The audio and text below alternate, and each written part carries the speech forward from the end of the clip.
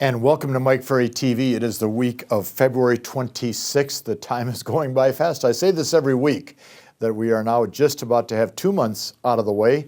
I hope you're on track. I hope you're moving forward. I hope you're achieving the goals you've set. Okay, we are in part 4 of the series we're doing, and I'm excited that it's part 4 because I'm excited to wrap it up and start something new next week. We've been looking at, very carefully, okay, I got all these great superstars together. I talked to them a lot. I asked them, what are you doing? How are you doing it? And this is what we've been disclosing to you. And I want to thank you. I don't think we've had as much positive feedback in quite a while to these segments as we've had the last few weeks. So thank you for your response. Okay, so we're going to cover points 15 through 20 of those 20 points right now. Point number 15, now watch carefully, or I should say listen. Look carefully at every listing you have, whatever number you have. Determine before this next week is finished what the real market value is or what the real price should be. Now, I want you to listen to a quote that I gave one time. It's hard to get a non-motivated buyer to pay fair price for a property, and it's nearly impossible to get a non-motivated seller to list their home at fair market value. We have a couple markets in the U.S. that are still rising very fast. Most of the country is somewhat flat. Inventory in most parts of the country is shrinking, not because the market is hot, it's because there is just natural adjustments to the market. Some parts of the country, the market is declining. When a market is flat and a market is declining and inventory is low, we got to adjust prices. Now you're going to say, well, it's really a time to list property for sale because there's limited inventory. You're right. With all the political upheaval taking place in the United States, with the severe winters we've had, I've brought this up before, it has, it has affected the real estate market, and many times in not a very positive fashion. So what I want you to think about is this. What is the real fair market value? Then if you have the courage to call your sellers and do something about it, you're creating for your seller a saleable listing, which is what you want to have. Point number 16 is really a vital point, and so many of these top producers brought this up.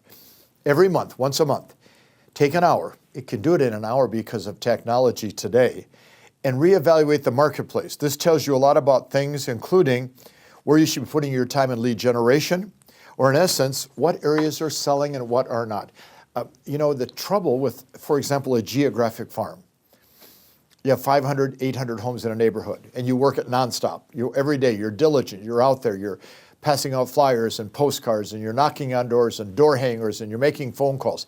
The trouble is, what if that 500 to 800 area is not selling well, but over here, they're selling hot? Well, you see, the disadvantage of the geographic territory is it takes you out of the total market.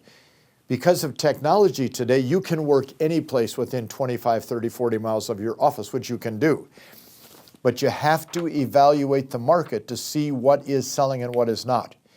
Therefore, as a good, strong listing agent or good, strong listing agent to be in the near future, by reevaluating and looking, you're going to move your lead generation, your marketing around to that market which is most susceptible to having people could possibly sell. Now listen to point 17. If you pay any attention to what I do in assisting agents and listing property, point 17 is right down your path. Every seller. Now watch, not some sellers, not occasionally a seller. Every seller wants 3 questions answered at some point in their communication with you, especially on a listing presentation. Question 1, what is my home worth? They want the answer to that. Now, they don't want to hear it. They don't want you to tell them what it's worth. They don't want to hear the reality of the market, but they want to know what their home is worth. So at some point, you have to say to them, okay, I understand that you want $375, but everything the buyers and sellers have said to us in the marketplace is $325. So do you want to get it on the market, get it sold, or leave it on the market for a long time?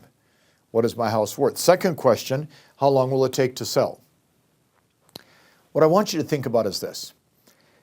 If you put your home on the market as an individual and you're an agent and you list it for sale, try to understand that you're going to experience a little stress, a little emotion, a little drama.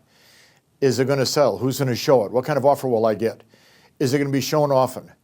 Is the house clean enough? Is it fixed up nice enough? You know, you're going to go through all the normal things the seller goes through when they list a home for sale. So what I want you to understand, addressing the issue of how long will it take to sell is vital, because every day it doesn't sell, there's more stress in the seller's mind.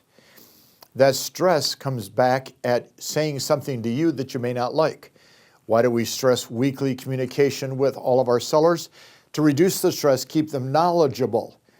They want to know how long it's going to take to sell. They have a right to know, but the truth is you probably don't know the answer, but if the property is priced properly, you can give a better indication.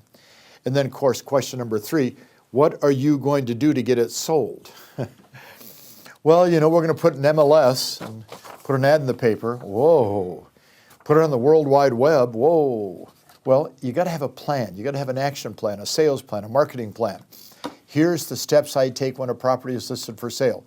That gives them confidence in you, and most agents don't have a marketing plan, so therefore they cannot take the listings you can take.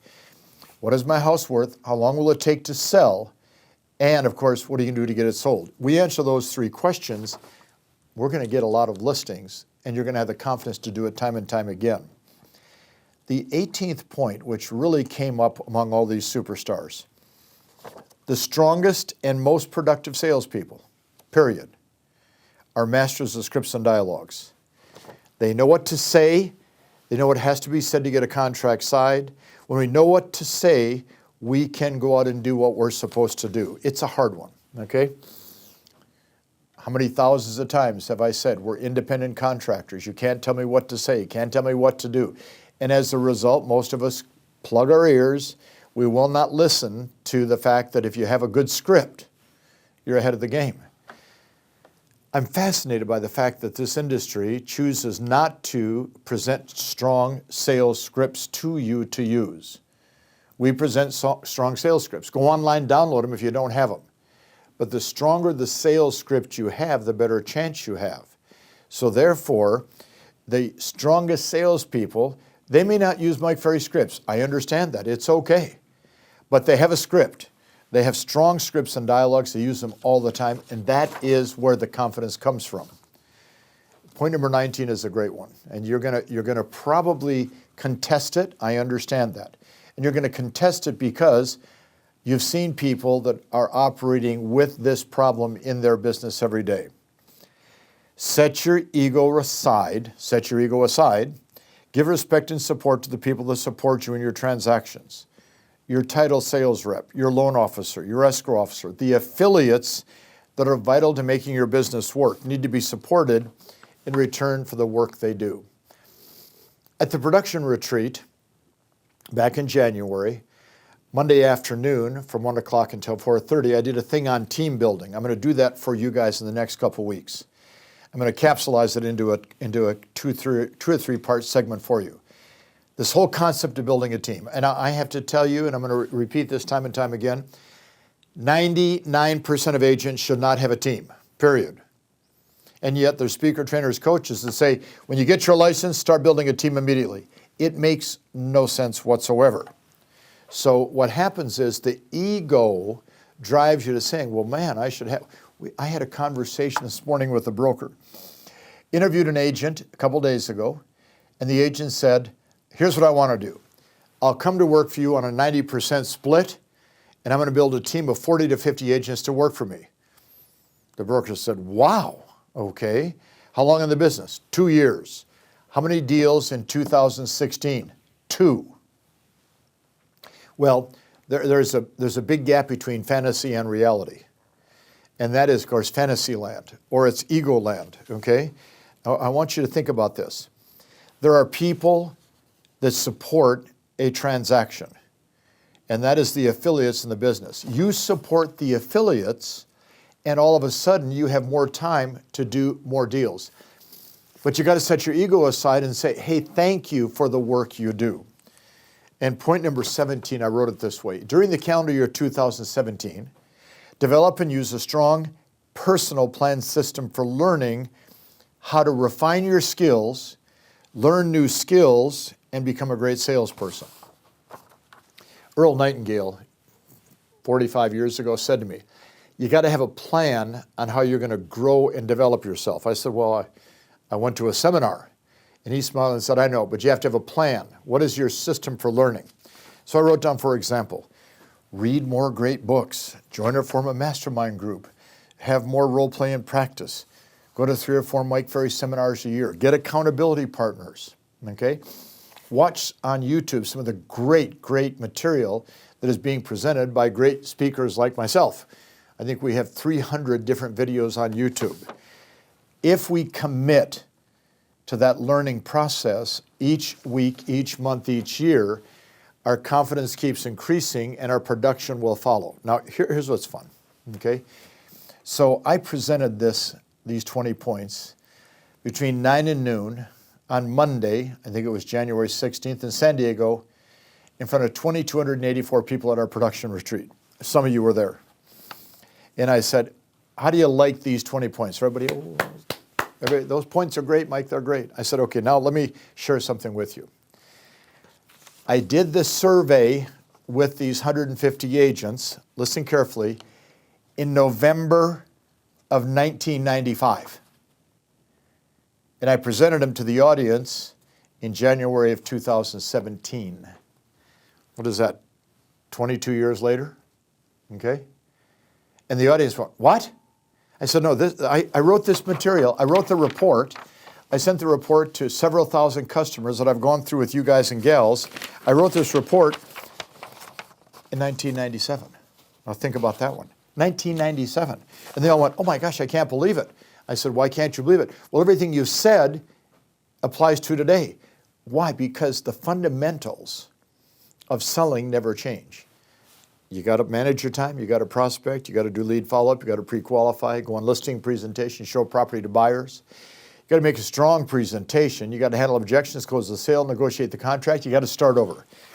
One thing we know, fundamentals never change. Master the fundamentals and you master and build for yourself a great real estate career in the calendar year 2017. We're committed 100% to helping you build your career. I will say to you, as I've said many times, I hope you're as committed to your career as we are committed to helping you build that career. If you are, keep watching Mike Ferry TV, watch our YouTube channel, go to our events, get involved in our coaching, keep learning to keep earning. Talk to you next week. Thanks for today.